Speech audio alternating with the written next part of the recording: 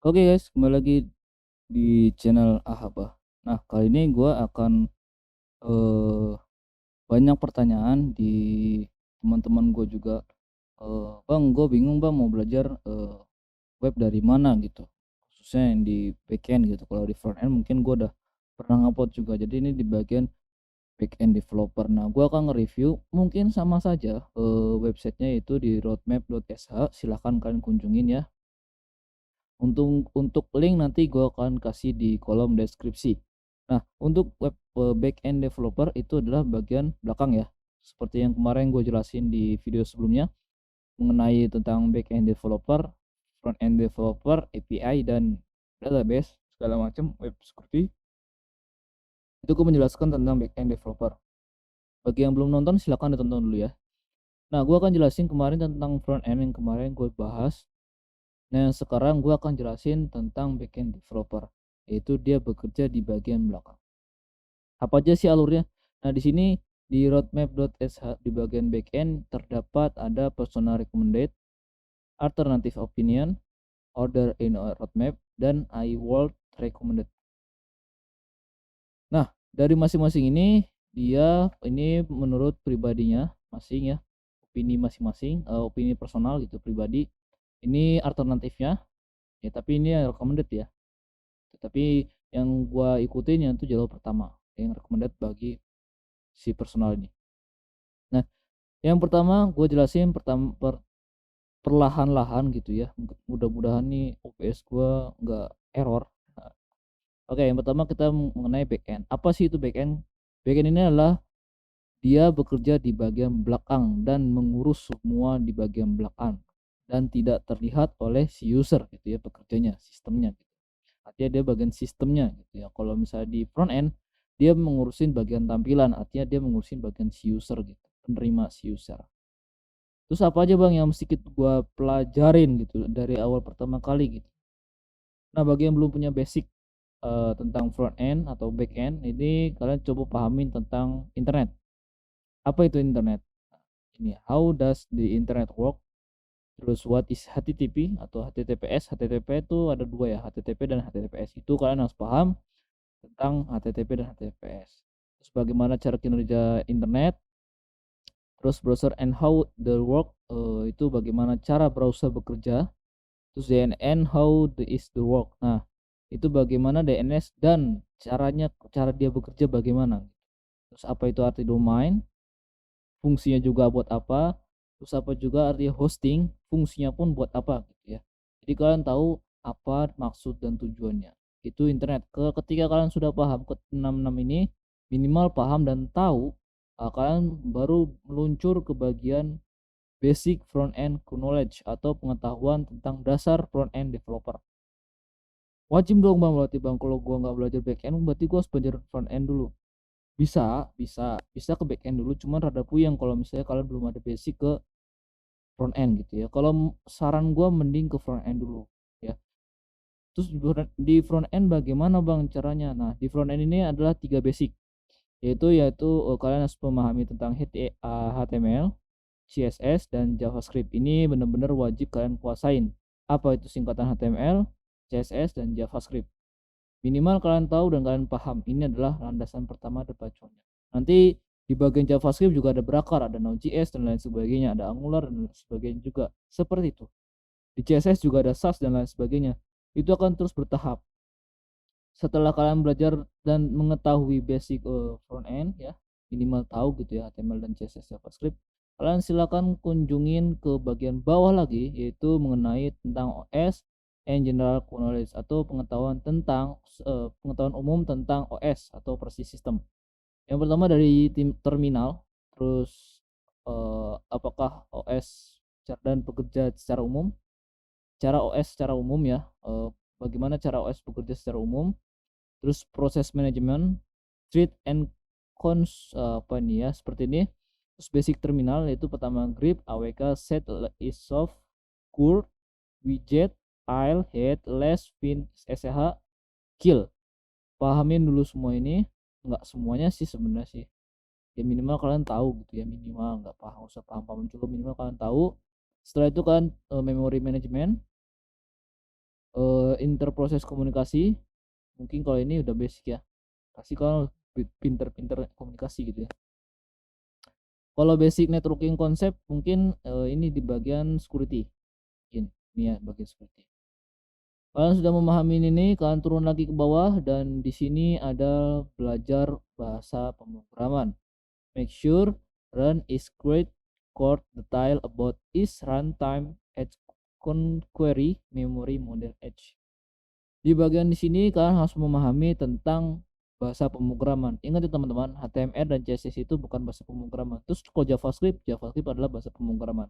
Ya, HTML dan CSS. HTML itu dia hypertext markup language, artinya bukan bahasa pemrograman. Itu semacam dia cuma selembar kanvas saja gitu ya, landasannya gitu. Terus bahasa pemrograman itu seperti apa? Nah, ini seperti JavaScript, Rust, Go, Java, C++, PHP, JavaScript, Python, Ruby.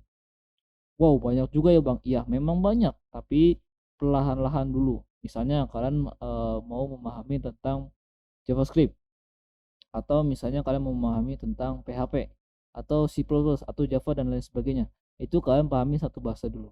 Minimal tahu konsep dan fundamentalnya. Karena kalau misalnya kalian tahu konsep dan fundamentalnya, mungkin ketika kalian berpindah bahasa atau menambahkan bahasa pemrograman akan lebih mudah dibandingkan kalian gue pusing di JavaScript pindah ke PHP, belum paham PHP pindah ke Java, belum Java paham banget pindah C++ dan lain sebagainya. Itu akan memusingkan kalian dan akhirnya apa? Down. Ya, makin banyak insecure. Oke, bentar. Oke, masih aman. Setelah kalian paham, kalian coba turun lagi ke bawah dan di sini ada, kalian harus tahu tentang basic US of Git. Mungkin gue udah pernah jelasin di video sebelumnya. Pemahaman tentang Git dan GitHub silahkan kalian tonton ya, silahkan.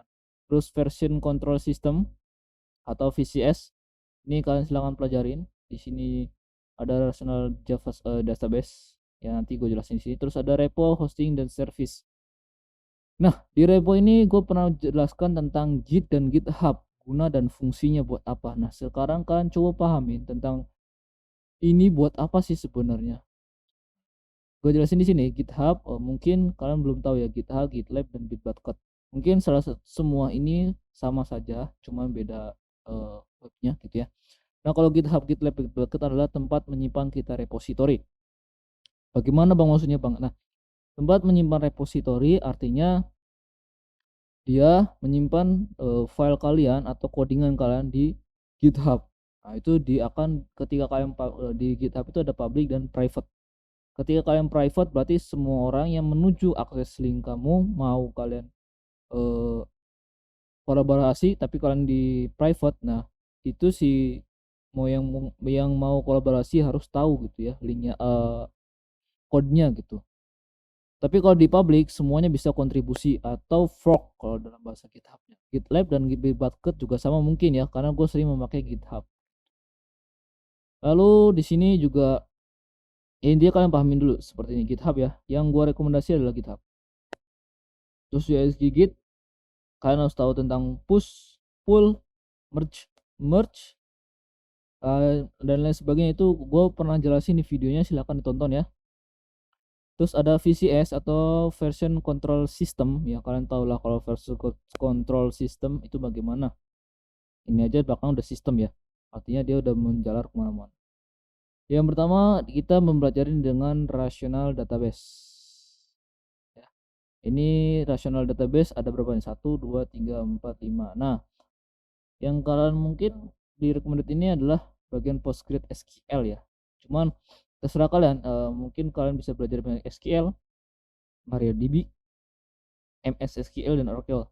Tapi yang gua sekarang pahamin adalah, yang sekarang gua pelajarin adalah MySQL ya. Ini gua sekarang lagi pelajarin. Setelah ke relational database, turun lagi ke bawah.